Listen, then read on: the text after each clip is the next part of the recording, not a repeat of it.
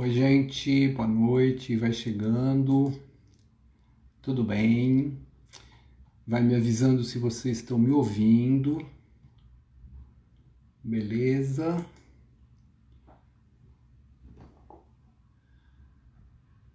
Tudo em ordem e tá, já tá aí. Já chamo a convidada. Na verdade, ela não foi convidada, ela foi intimada. Já faz tempo. Então vamos lá. Fixado o comentário. Aí, eu quero dizer para vocês que hoje é uma live para mim especial, para mim é muito de coração. A pessoa que eu conheci há menos tempo do que muita gente aí e que tem uma importância muito grande para mim, particularmente. Pessoa do bem, batalhadora, super querida. Não vou encher muito.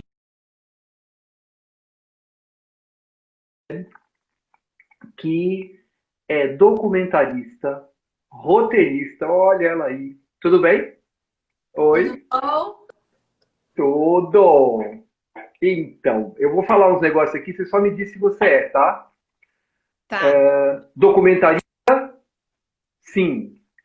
Sim. Roteirista, Ah, a gente edita, né? A gente monta o roteiro ali ah, na ilha de edição, então sim também. diretora, Sim. nutricionista, Sim! Mas eu não exerço essa.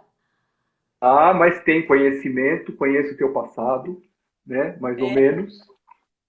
Mãe, sim. enfim. Gazela é uma pessoa extremamente querida para mim. Nem sempre eu tenho a oportunidade de falar isso para muita gente ouvir, nem ela até foge para não continuar ouvindo, tá vendo? Ela vai embora, eu não consigo nem falar isso Eu direito para sou, ela. assim, eu preparei luz aqui, sabe? Daí eu tô vendo que eu tô amarela, tô Ah, parecendo um ET. Daí eu não tô resistindo, quero arrumar a luz. pois é, Vai. isso é o vício da profissão, né? Então, pessoa muito querida para mim, muito importante.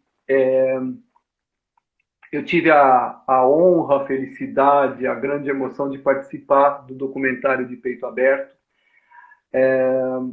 E como eu coloquei em algum lugar, ela não vai parar mesmo, é impressionante. Então, Não. como eu já coloquei, O dia ela. Ah, tá. Acertou já, né? Tá bom. Olha, é uma hora só, tá? Aqui, ó. Pronto, aí ficou bom, ficou bom, tá bom. É. Então, assim, a primeira vez que eu fui ver a primeira prova do, do filme,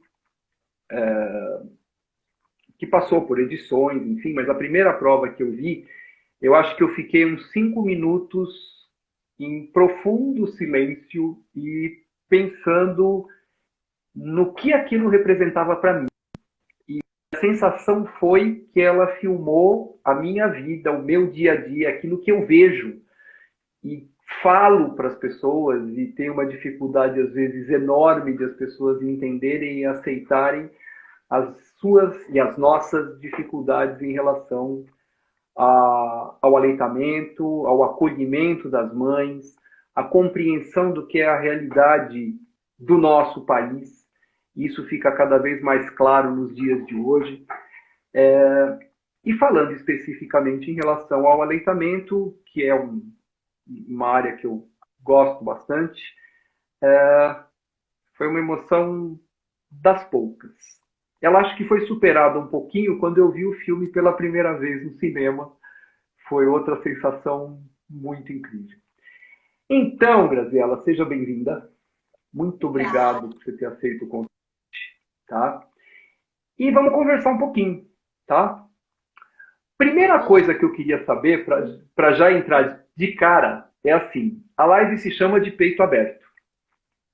Ah. Como é que o nome de peito aberto apareceu para você para dar o nome para o documentário? Ai, assim, nada muito cheio, nada muito com muito glamour, não. É basicamente quando a gente está amamentando, a gente fica de peito aberto, com o peito escancarado, com o coração escancarado, tudo não tem. Então eu fui bem literal nesse sentido. E é isso que você está falando de peito aberto. Você colocou isso específico por causa do filme ou tem coisa da tua história aí também da amamentação? Da tua amamentação? Ah, eu acho que é um pouco do lugar de onde eu estava, assim, com a amamentação. Esse lugar, a flor da pele que a gente fica, né? É como se as suas entranhas estivessem completamente expostas, assim, né? Então, um pouco isso. Como é que foi amamentar para você? Tua história da amamentação? Olha, não foi fácil, não. Foi difícil, viu? Foi muito difícil. A Clara chorava muito, Que mas idade eu tem a tenho Clara? assim. A Clara tá com 7. A Clara já tá com 7. Ela, na verdade, ela nasceu assim um pouquinho antes, né? Com 35 semanas, mas ela nasceu super redondinha. Então ela pôde ir no quarto comigo. A gente conseguiu, assim, dentro do sistema do hospital, liberar, porque geralmente nenê abaixo de 2 quilos não pode ir no quarto. Ela tinha 1,950 quando ela nasceu. E daí a minha médica falou assim: ah, você faz canguru com ela, fica com ela quentinha no seu corpo. Daí enfim, me levaram para um lado, levaram ela para outro, aquela coisa horrorosa, né, de separar o filho. Você acabou de viver tudo aquilo, fica o filho 1 hora até você conseguir ver ele de novo, né, uma coisa horrorosa. Daí, quando eu peguei ela, eu fiquei com ela no colo, assim, só que eu não sabia fazer canguru, eu não sabia como fazer o canguru. Me falaram assim, enrola numa camiseta, eu não tinha nem mala, porque eu fui pro hospital, assim, ela nasceu antes, não tinha mala, não tinha nada. E, daí eu sabia que ela tinha que mamar. Então, eu queria pôr ela no peito. Daí, assim, como ela era muito pequenininha, as enfermeiras estavam todas uriçadas ao meu redor. E daí eu punha ela no peito assim, e eu falava assim, mas tá doendo. E daí o Léo também, ah, tira ela. Daí a enfermeira, daí assim, elas falavam, depois eu fui percebendo, né, que elas falavam entre elas, ai, ela não tá conseguindo, ela não tá conseguindo. E ninguém veio me orientar, falou assim, olha, deixa, dói mesmo, é assim, fica um pouco, fica com ela, faz pele a pele, ninguém, nada. Eu lá assim, o Léo capotou 1 hora, porque estava cansado, passou a noite em claro, e eu assim, depois do parto, já era, ela nasceu, era 3 da tarde, era 10 da noite, eu com ela assim, né? No colo, não sabia o que fazia. Dali a pouco veio a enfermeira e falou assim, olha, ela não tá conseguindo mamar, a gente vai ter que dar fórmula, não sei o que lá, eu não sabia o que fazer, fiquei um pouco preocupada. Eu falei, tá bom, então se vai ter que dar fórmula, vai ser no copinho e eu que vou dar. Porque a primeira coisa que minha filha vai tomar é eu que vou dar. Falei pra enfermeira. Daí, assim, para ajudar a amamentar, ninguém veio. Mas para dar a fórmula no copinho, eles chamaram a enfermeira-chefe do hospital. Você entendeu? Daí, eu fui lá, dei um copinho. Daí de madrugada, elas levaram a Clara e aquela coisa assim, ah, vou levar um pouquinho, daqui a pouco volto. Daí início eu dormi, quando eu acordei, eles estavam levando ela para UTI e, enfim, e daí foi. Daí lá na UTI foi todo um outro nível de bullying. Mas eu acho assim, eu tenho comigo que se eu tivesse tido uma orientação correta, ela não teria nem internado, sabe?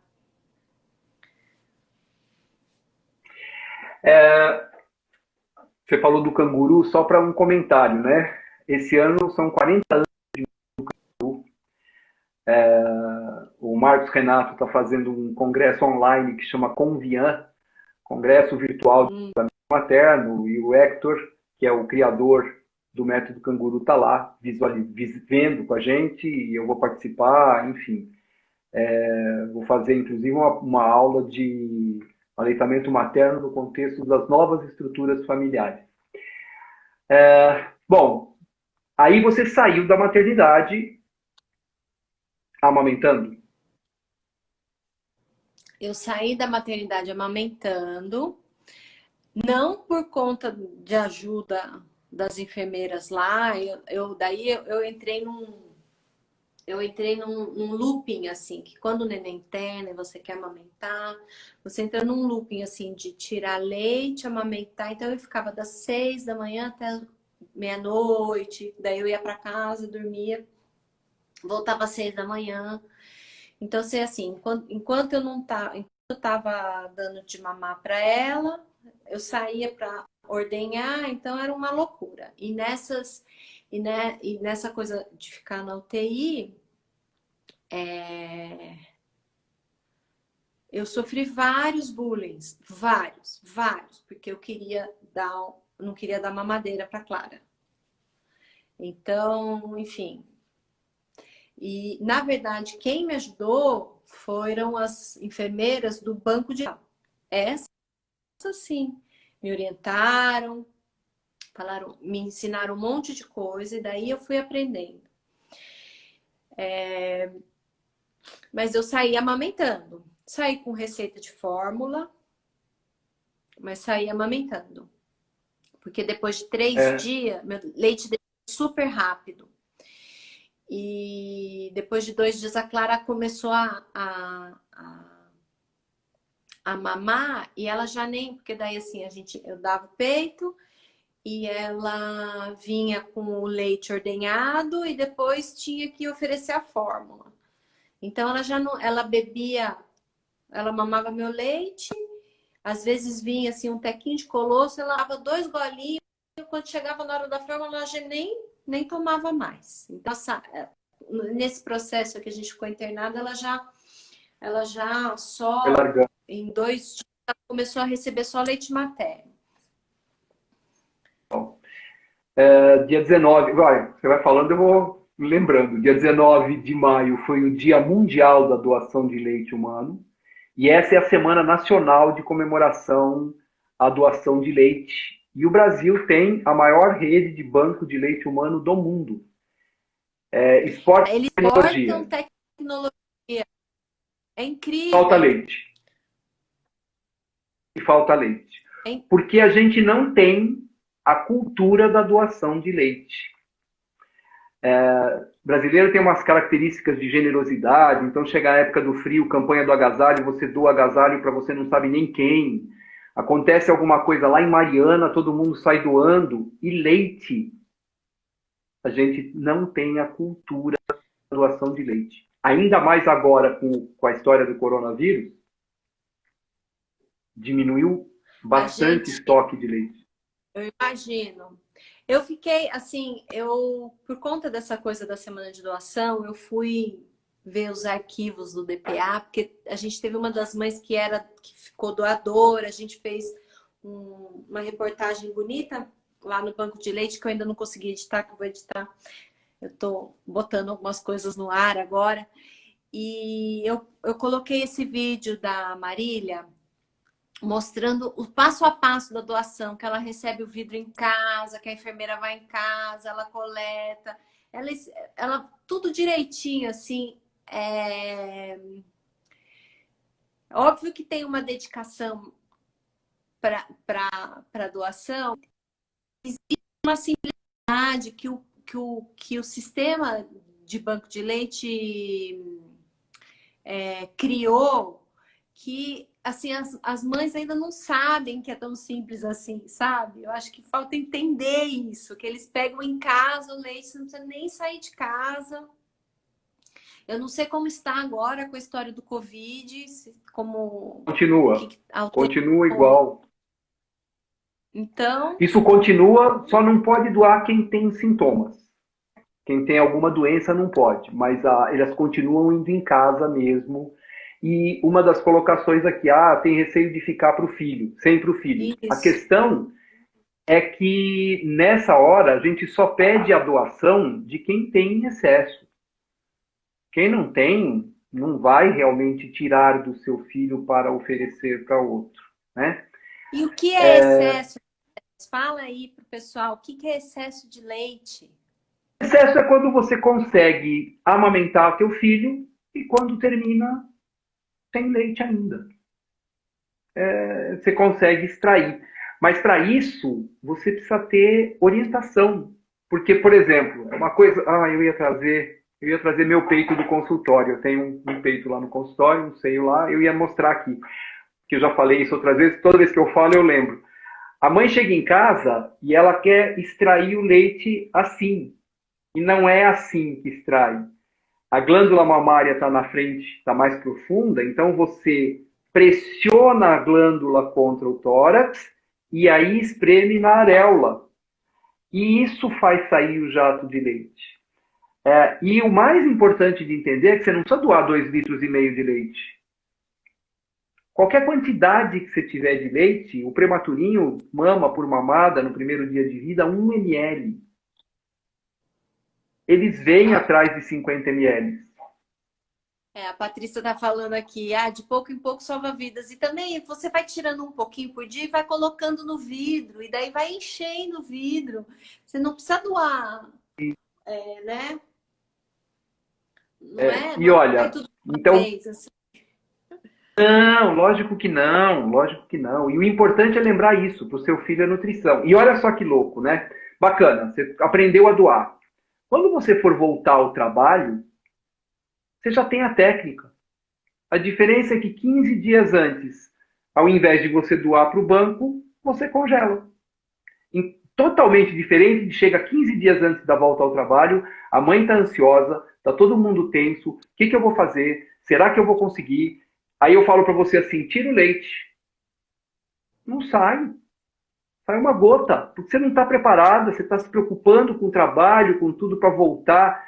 Se já houvesse essa desde a orientação do pré-natal, e assim, acredito, a gente fala muito do despreparo dos profissionais de saúde em relação ao aleitamento. Porque na ideia das pessoas é assim, né? Um peito, uma mãe, um bebê, um leite, bota a boca e acabou, né? E cada vez mais a gente sabe que não é isso. Você sabe, Moisés, que eu acho que tá rolando algumas perguntas aqui, daqui a pouco a gente entra nelas, mas Com certeza. eu acho que tem uma coisa que a gente acaba botando a responsabilidade muito no outro, né? Que nem na história que eu acabei de contar. A enfermeira estava lá para me ajudar, para me orientar. Mas o que essa cena toda revelava? E foi um pouco daí que me deu vontade de fazer. Que eu não tinha cultura alguma sobre aleitamento. E a gente aprende, a gente enraiza através da cultura. A gente tem a cultura de comer arroz e feijão. E daí você vai morar anos fora, você quer comer o arroz e feijão. Você está morando na Alemanha, mas você faz o arroz e feijão, porque aquilo faz parte de você. Então, a gente tem que... Para mim, a batalha do aleitamento está em fortalecer a cultura de aleitamento, né? Porque a partir do... Porque, assim, as 3 coisas que me salvaram naquela UTI foi... Eu vi uma vez a minha cunhada amamentando o meu sobrinho de cavalinho. Uma vez que eu vi. Entendeu? Uma informação que eu tinha, que tinha que amamentar logo no começo, que amamentar fundamental. E qual que era? Eu falei 3, tá? Eu vou deixar 2, então. Eu não tô Tá lembrando. bom. Cadê? Tá bom. Mas eu acho que isso é cultural. Hã? É verdade, é por aí mesmo. É bem cultural. Então eu acho que se a gente... Nós não temos essa cultura. Oi? Pode falar, pode falar. Falhou. Nós não temos essa cultura mesmo.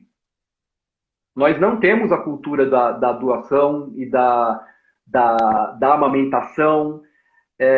Por mais que a gente queira, isso a gente precisa mudar muito ainda. Muito, muito. Tem muita coisa para ser feita ainda. Deixa eu só responder uma perguntinha rápida aqui da Rosa. Qual é o recipiente mais adequado para guardar o leite para doar? Vidro com tampa de plástico. Tá? Esse é o ideal, mas quando você doa e você falar com o pessoal do banco de leite, eles voltam para você e te trazem o equipamento todo, te orientam. O pessoal de banco de leite é um pessoal especializadíssimo, é de coração. Hoje não, porque nós estamos com essa história do coronavírus, mas o banco de leite trabalha de porta aberta, você dá para receber a orientação. Né? Graziela, deixa eu te perguntar mais. Até que idade da Clara ela mamou peito? Ela mamou 2 e 9. 2 anos e 9. 2 e 9. Quantas vezes, você deve ter contado isso, porque você é detalhista, você ouviu a frase assim, mas ela não é muito grande para continuar mamando no peito, não?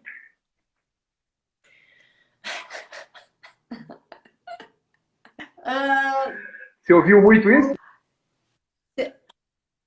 Você sabe que não, porque Não? eu ando com as pessoas certas. Eu me isolei. Assim, foi o processo de conseguir amamentar ela, assim, até eu... Depois em casa, eu entrei em vários loopings de amamentação com várias dificuldades. Assim, a minha amamentação entrou num eixo quando ela tinha uns 6 meses, pra você ter uma ideia. E daí a coisa começou a fluir. E por conta disso eu comecei a andar só com pessoas, todo mundo ativista da amamentação. Eu só andava com essa galera.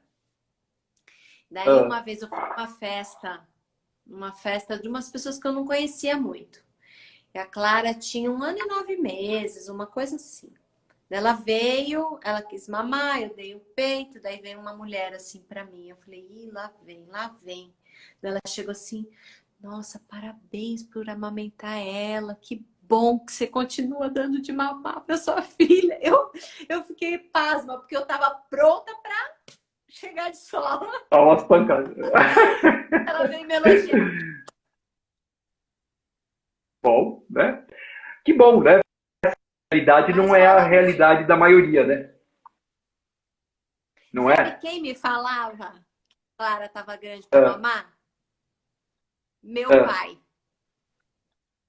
Meu pai. Só. Poxa Meu vida. pai me falava, ela tá grande para ficar mamando. E você, como sempre, ouvia tudo o que ele falava. Né? Super. Então. Bom, ó, desmamou. Beleza, 2 anos. Como é que foi esse desmame para ela e para você?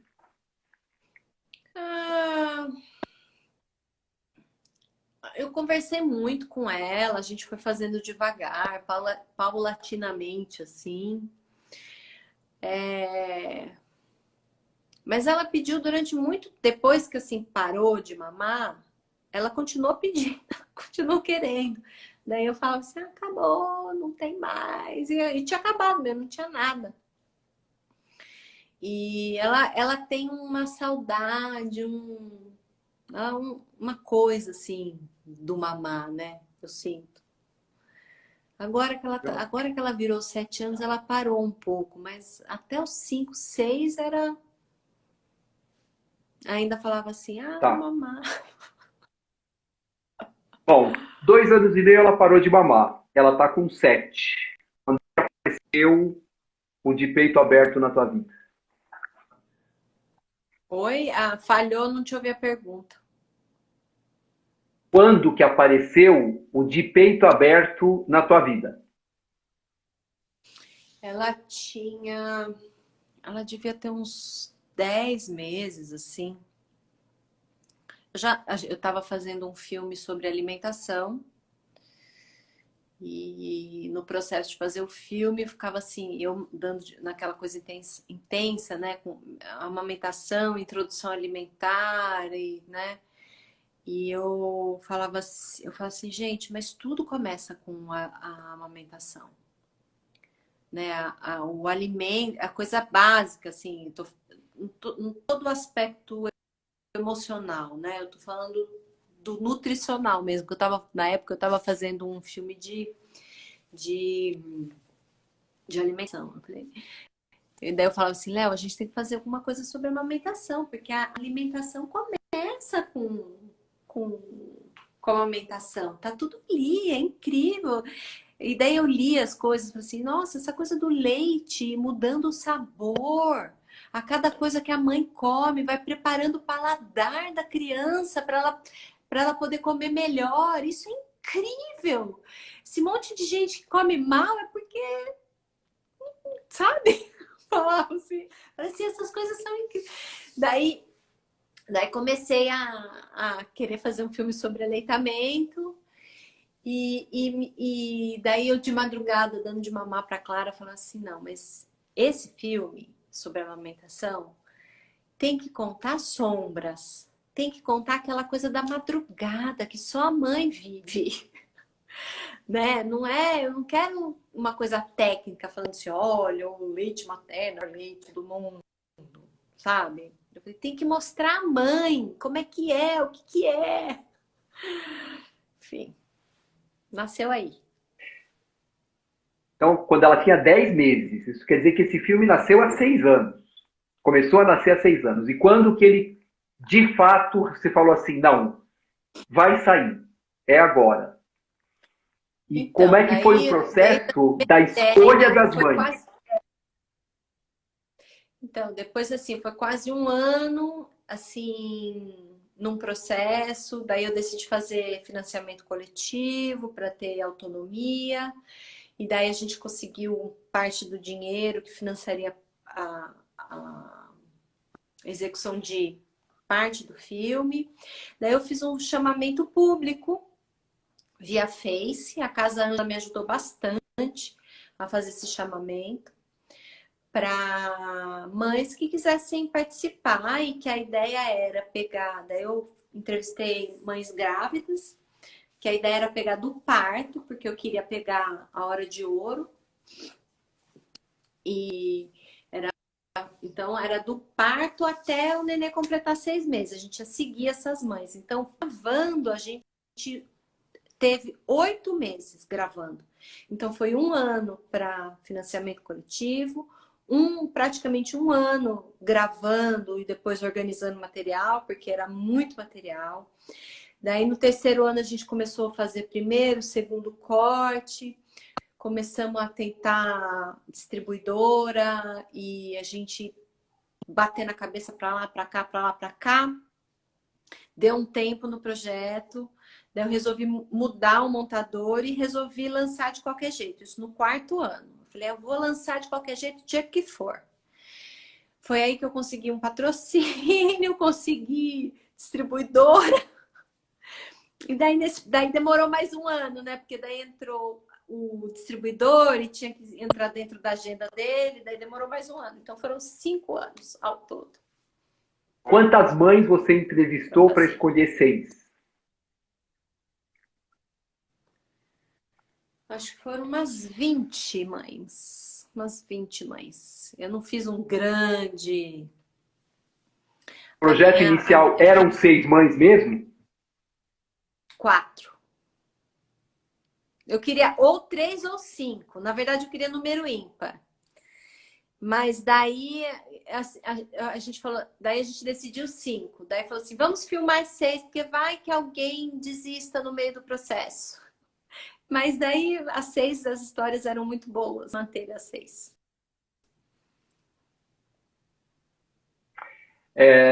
Bom, essa foi a escolha das mães. A escolha dos profissionais que você fez para participarem do filme. Tem, para quem não assistiu ainda, deixa eu avisar já, né? Esse filme de peito aberto tá numa, como é que chama? É uma Oh, meu Deus. plataforma online, Online, que que chama é Filme. filmefilme.com.br, é isso? Filmefilme.com.br, você vai lá na aba documentários e tá lá o filme.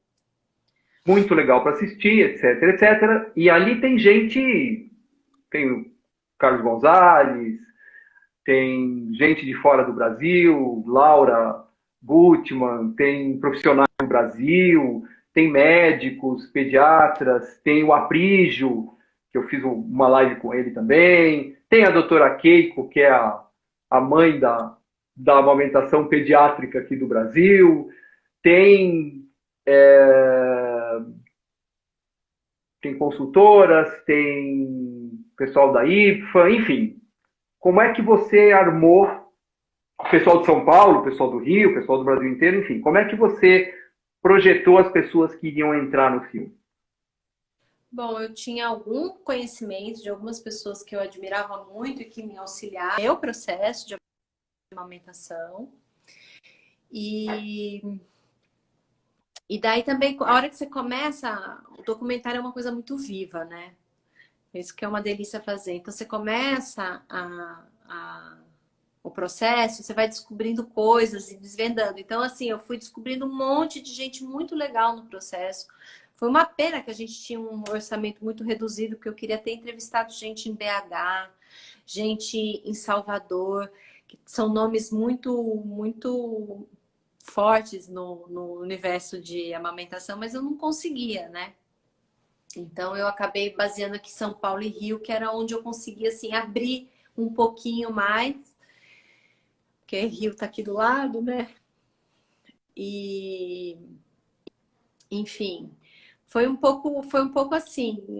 E daí, assim, a gente vai... E teve gente que a gente entrevistou que não entrou no filme, né? Eu entrevistei fonoaudiólogo que acabou não entrando no filme, entrevistei quem mais? Gente da Unicamp que não entrou no filme. Eu entrevistei muita gente. Eu entrevistei 21 profissionais. Não, então entrou quase todo mundo, né? Porque tem gente aberta no filme. Né? Tem gente aberta, entrou quase, mas tem algumas pessoas que tem não alguns que entraram. ficaram... Tá. Que não deu, não cabia.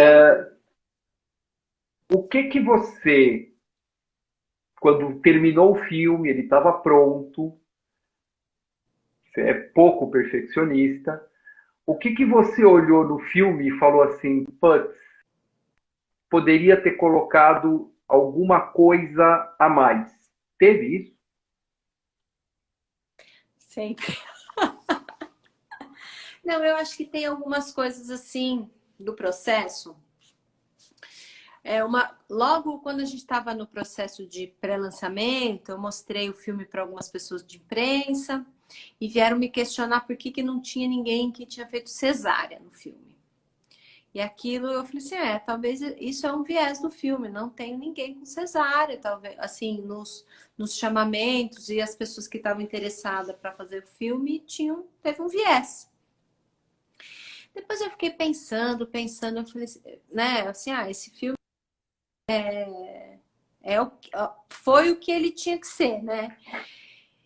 Depois eu cheguei à conclusão que a melhor coisa foi não ter, porque assim, pensando naquela coisa, voltando ao que eu falei no começo, né? que a amamentação, a gente está tentando construir uma cultura de aleitamento, uma cultura de parto. Faz quantos anos que as mulheres veem filmes, novelas e tudo mais, que a mulher não aguenta fazer o parto, que o parto é colocado como uma coisa horrorosa, como uma coisa que não como um momento de empoderamento da mulher, mas como um momento frágil, que a mulher é fraca, que ela não consegue fazer, e que daí vem homem, turista. Isso, Fala assim, travou você um pouquinho. Peraí. Travou você. Volta, volta. voltou? Volta. Onde que eu Voltou. tava? A mulher é fraca, que ela não consegue parir, que não consegue depois amamentar também, né? E daí vem o homem salvador com o bisturi e salva essa mulher e esse nenê. Então, assim, eu entendo que no século passado tinham muitas mortes de bebê e de mãe por conta de parto. Isso faz parte da nossa história. Mas isso tirou o poder da mulher sobre o próprio corpo, né? Então, assim, eu achei, no final, é bom a gente parar de mostrar cesárea. Já está muito naturalizado, todo mundo vê, todo mundo sabe o que é, todo mundo acha que é o parto, é via cesárea, né? E todo mundo acha que o nenê mama na mamadeira, as bonecas vêm com mamadeira. Por que boneca vem com mamadeira, Moisés? Me explica, Pergunta. E, porque né? isso faz A parte, menina que, lógico, né? né? Então, É. é Ah, isso. Então, assim, daí, nesse sentido, eu acho, pensando em construir esse novo imaginário, essa nova cultura sobre o corpo da mulher, né? Eu achei, foi um viés que no final eu achei que foi bom. Outra coisa que eu sinto falta, eu achei que, assim, a gente tem mulheres de diferentes realidades socioculturais no filme. Mas eu sinto que podia ser um pouquinho mais diverso. Eu tive dificuldade de conseguir. A gente teve algumas desistências, alguns empecilhos no meio para ser um filme um pouco mais diverso. Mas a gente vai fazendo o que a gente pode. Ui, olha, mentira. o filme foi muito. Eu não posso falar, eu sou extremamente suspeito. Acho que é o. Não sei se tem algum outro histórico. Você tá me ouvindo? Que tá olhando aí? Tô te Oi? ouvindo. Tá. Tô vendo. Não sei se tem algum outro grande filme que fale, ou grande documentário, alguma coisa que fale exclusivamente de amamentação, que foque na amamentação. A gente tem de parto, tem de crescimento, tem alguns, mas não tem. Para mim foi uma surpresa muito boa, um resultado muito bom daquilo que a gente vivenciou.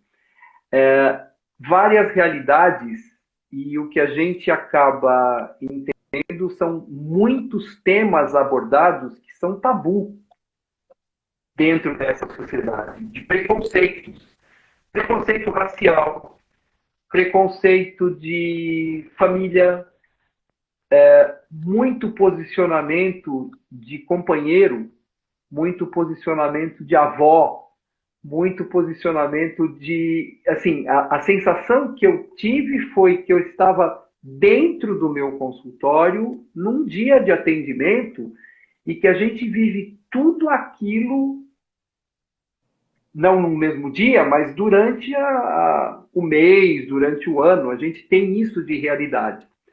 E uma das dificuldades que eu tenho é fazer os profissionais de saúde enxergarem essa realidade. Eu acho que esse documentário devia estar em escola, em faculdade de medicina. Vai Esse tá. documentário... Ah, é? Ah, então Depende dos cores. que bom saber. Não, eu tenho essa ambição, assim. Eu acho que sendo A gente vai chegar num momento do filme que a distribuição vai ser feita via videocamp, e lá é Ah, distribuição gratuita. Então, já tenho muitos professores de universidades me procurando para passar o filme para os alunos. E eu estou fazendo assim de tudo possível para atender sempre esses pedidos, porque eu acho que a formação desses alunos serão os futuros profissionais, né? Então eu faço de tudo para conseguir atender esses professores. E eu acho que você fala, né, Moisés, você enxerga o consultório, a coisa que eu mais fico feliz é que as mães, ao verem o filme, se identificam também. Ela fala assim, nossa, eu me vi em ah, todas, eu me vi naquela mãe, na outra mãe. É óbvio que às vezes um pouco mais, um pouco menos, mas de maneira geral tem essa, essa identificação. e eu achei muito legal de ter visto no filme vários lugares de fala ocupados pelas pessoas que deveriam falar. Me senti extremamente honrado de estar participando do filme, para ter o meu lugar de fala também. É assim, a ideia de como a gente não acolhe adequadamente em cada depoimento que a gente via, de mães que, de repente, coisa que a gente acha que não é, imagina, né? Não, eu vou parar de amamentar agora. Eu não aguento mais amamentar. E você começar a entender isso, quando você começa, algumas coisas chocam muito. O que eu ouvi de comentário de gente assim, falando, olha, não vai não. Você vai chorar que nem uma desesperada, porque eu chorei muito. Ou seja, isso trouxe de volta, até para um resgate de uma forma bonita, as dores que essas mulheres sentiram na sua situação e não tiveram a compreensão e o acolhimento adequado naquele momento. É uma sensação muito gostosa de ver, de estar lá e fazer parte dessa história. É muito, muito, muito gratificante, muito gratificante. E a fala dos preconceitos, né? O espaço que se abriu para as pessoas poderem se manifestar. Aula de história da mulher negra no Brasil. Foi muito bonito, foi muito bonito. Como é que foi isso para você, a ideia desse processo? Você chamou historiadora, você chamou... Né? A Eu só não posso Priscila, fazer que é muito spoiler aqui, né? a Priscila, que é historiadora, ela foi um presente na minha vida. Foi uma coisa meio a acaso. Cheguei para entrevistar ela e aquela potência de mulher. Eu falei assim, gente, dá para fazer um filme só com ela.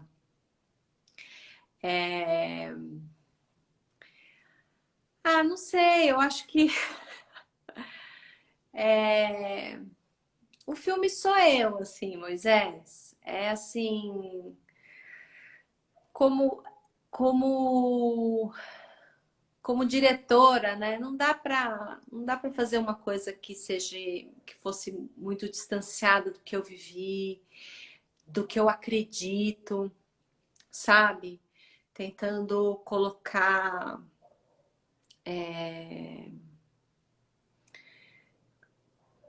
ajustar os lugares de fala, acolher as necessidades e as dores, né? Sei lá, eu não sei dizer assim. É muito próximo, é difícil a gente ter essa avaliação, assim, quando a coisa é muito próxima, né? Por isso que eu falei, esse filme sou eu. Não E o Léo tem... nesse papel? E o Léo nesse pacote? Como é que foi? Ah, então, essa é uma história paralela que eu vou revelar aqui para todo mundo, que eu nunca contei Ó, para ninguém. opa! No começo, No começo, porque é a primeira vez que eu faço a direção de um documentário. Eu fiz muito produção, produção executiva. E no começo do projeto, quem ia fazer a direção era o Léo. O Léo que ia dirigir. E eu ia fazer toda a produção, era o filme, era meu, mas eu estava produzindo, realizando, mas ele que ia dirigir. E assim, e o Léo falava assim, mas Gra, você que tinha que dirigir. Eu falei assim, não sei dirigir. Mas você já está dirigindo? Não, mas eu não sei. E ele, mineiro, foi deixar. Chegou uma hora e ele falou assim, Gra, você precisa assumir que você é a diretora desse filme. E não sou a produtora. Porque e foi isso. Daí ele participou do filme como um todo. A gente tem o nosso diretor de fotografia, que é o André. E então a gente, como era mães, a gente gravou durante 8 meses, era assim, agenda. A gente gravava todo dia, Moisés, uma loucura. Então, era ou eu ia com o André, ou eu ia com o Léo, ou eu ia com o André, ou eu ia com o Léo. Às vezes eles iam sozinhos, quando não dava conta da Clara, de coisas assim. Então, o Léo gravou muita coisa também. Então, foi meio isso. Daí eu lembro que eles montando, não sei o que lá, eu sabia tudo do filme mais do que qualquer um. E o Lógico. Léo falava, você precisa assumir que você é a diretora. Eu falei, tá bom. Eu tô fazendo um discurso feminista aqui, eu também tenho que assumir o meu. E aí, no final, como foi? Então, aí, isso eu não sabia também, tá? Mas como foi o Léo como pai, como homem, como marido, né? Como, como enfim, o ação ao filme. Léo fala que o filme foi um tapa na cara. Que legal, que legal. Ele assume, ele fala, eu acho assim, que ele vivenciando o processo das mães, eu me enxergava muito nelas, conforme a gente ia gravando. Tinha muitos momentos que eu saía muito emocionada e assim, da casa delas, eu me envolvi com todas elas, eu sou amiga delas até hoje. E o Léo também. O Léo e o André. Na época que a gente estava gravando, o André estava grávido do primeiro filho. Então foi um processo super intenso para ele, assim, sabe? De ver aquilo e dali a pouco ele ia nascer. E então ele, assim, e à medida que a gente foi montando as coisas, assim, eu acho que foi um aprendizado para toda a equipe. Todo mundo, assim, teve um montador também que começou a montar o filme e engravidou. Ele falou assim, já tô aprendendo um monte de coisa aqui com o filme.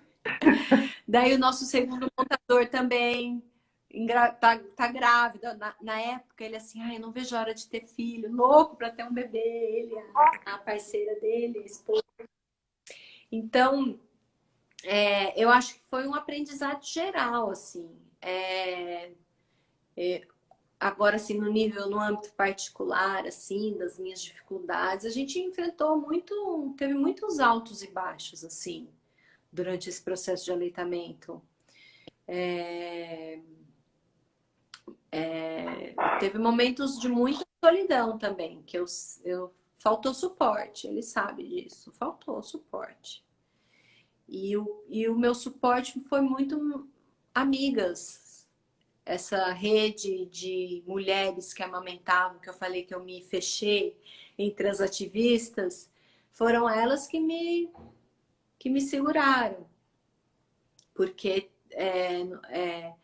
esse entendimento do que é dar um suporte para uma mãe que amamenta é muito subjetivo, assim. As pessoas não sabem dar suporte. Porque às vezes o que uma mulher precisa como suporte, a outra não precisa. Sabe? Não sei. Acho que eu precisava de uma psicanalista aqui na nossa Nossa, conversa. Você tem noção da importância e da influência desse documentário na vida das mulheres, na vida dos profissionais de saúde? Feedback que você teve, além das pessoas mais próximas, a respeito do filme? Eu fui em algumas sessões, né? Então, no final, as pessoas até vinham falar comigo, comentar alguma coisa e tal. O pessoal olhava e falava, ah, é ele, é. E aí, você teve feedback, que tipo? O que te deixou chocada, mais feliz, mais tocada? Ah, eu acho que o feedback que eu mais fiquei tocada foi esse das pessoas se enxergar na tela. Falar assim, nossa, a minha vida ali. Eu acho que isso é o que me calou. Muita gente me conheceu, na verdade, eu não tenho ideia do impacto real, né?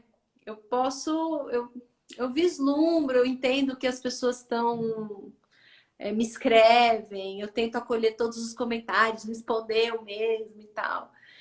Mas assim, eu não sei, eu adoraria saber, assim, sabe? Assim, a gente teve críticas também de gente que não gostou, e que foi bom Uhum. ouvir também, assim, sabe? Essas críticas que são aprendizados. Meu sogro cascou a lenha em mim, falou um monte, ele é ótimo. Ele, mas ele queria uma narrativa mais limpa. Ele achou que eu Hum. contei muita coisa. Tá. Por exemplo, se você tivesse feito com 3, talvez fosse para Não, ele mais apropriado. queria uma narração. Ele queria que tivesse uma voz em off, assim, explicando, uma coisa mais formal, sabe? Eu acho que é o estilo que ele gosta de documentário, tipo BBC. Eu já fui Ah, na coisa mais dinâmica, mais as pessoas falando e contando as próprias histórias do que um narrador, né? Essa voz em off eu acho que distancia, é um terceiro olhar, deixa para os bichos.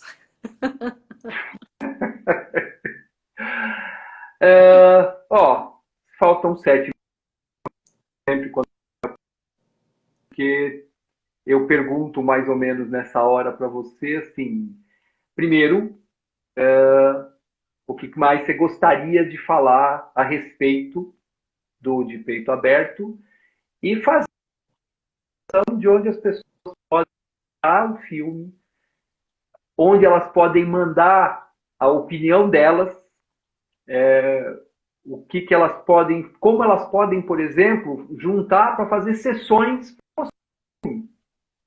né? Agora, nem tanto porque nós estamos num momento de distanciamento social, mas até de repente em alguma outra situação, o Zoom está por aí, os aplicativos estão por aí, de repente programar uma sessão via aplicativos, né? Então, queria que você falasse um pouquinho uma mensagem aqui, uma opinião, alguma coisa a respeito disso do filme. Bom, para as pessoas falarem ou comentarem qualquer coisa do filme, a gente está no Facebook, no Instagram, no site do filme, tudo chega em mim. Então, o direct vai chegar em mim, o e-mail vai chegar em mim. Então, assim, qualquer desses canais, eu estou respondendo e adoro saber sobre. Eu quero muito que o filme chegue assim para alunos, universidades, escolas públicas. Então, todos esses projetos que tiverem interesse educacional, tipo, eu tô super apoiando. Eu acho que é para isso que nasceu o filme, é esse o viés. Nesse momento a gente está com o filme nessa plataforma que a gente falou antes, o filmefilme.com.br, que é da distribuidora que lançou o filme no cinema, que deu todo o suporte. Então a gente está nesse momento da distribuição comercial, que é via essa plataforma. Essa plataforma tem um custo, mas é um custo baixo. O filme custa R$6, se você for assistir em casa, assim. E vai chegar um momento que ele vai ter a distribuição gratuita. A gente tem conversado muito, porque exatamente quando a gente lança o filme no cinema, tem todo um processo comercial que você tem que seguir, que é mercado e tal, mas é uma coisa que a gente sempre falou e foi nesse intuito que o filme serviria para provocar discussões, mais do que ensinar ou mostrar, que seja um instrumento que provoque discussões, assim, pegar um trecho para discutir com alunos de primeiro grau não, né? De primeiro colegial ou de faculdades de saúde, enfim. Já nem sei mais. Eu vou falando desembestado.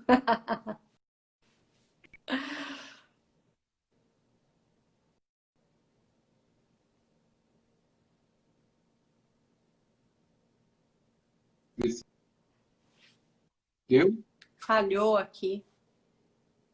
Oi, oi, você tinha travado, voltou. Ah, voltou. Oi, Onde que oi. tava? Ouvi? Oi? Tô te ouvindo. Tá, continua. Pode falar. Até que parte que você ouviu?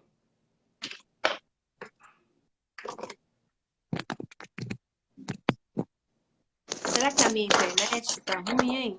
Oi, pronto, pode ser. Então, você estava falando dos filmes, das escolas, da onde que você está, de onde você quer distribuir, né? Da importância das pessoas saberem. Eu acho que a gente passou por esse processo, né, de distribuição comercial do filme, que a gente ainda tá, por isso que ele tá nessa plataforma, Filme. Existe um custo, mas não é um custo elevado.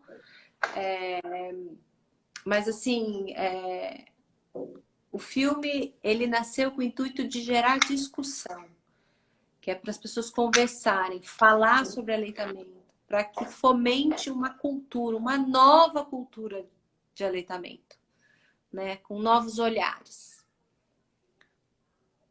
É isso. Graziela, olha, queria te agradecer por ter vindo aqui, mas muito mais do que isso, te agradecer por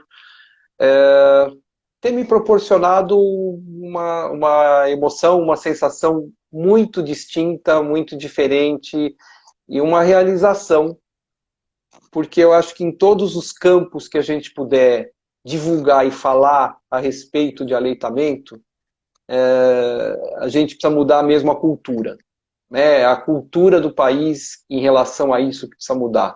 Quando uma mãe amamenta um bebê, aí nasce o segundo e o primeiro vê ela amamentando esse bebê, é essa cultura que ele vai ter. Se os profissionais de saúde conseguirem fazer alguma mudança, é aí que a gente vai mudar. Nós precisamos realmente nos transformar em relação ao aleitamento. Ó, faltam 35 segundos, eu só quero avisar que essa live a gente grava, ela fica no Instagram mesmo, Dr. Moisés, e depois ela vai para o canal do YouTube, Dr. Moisés, na playlist Lives. Então, quem quiser rever, perdeu alguma coisa, quiser divulgar, tamo lá. Graças. Muito obrigado. Até. Tchau, pessoal. Obrigada. Obrigada a todo mundo aqui. Eu vi a Patrícia, a Marina, um monte de gente querida ouvindo a gente aqui. Quem mais que eu não falei? Ih, tá acabando. Olá, 3, 2, beijo. Acabou, Beijo! acabou. Beijo.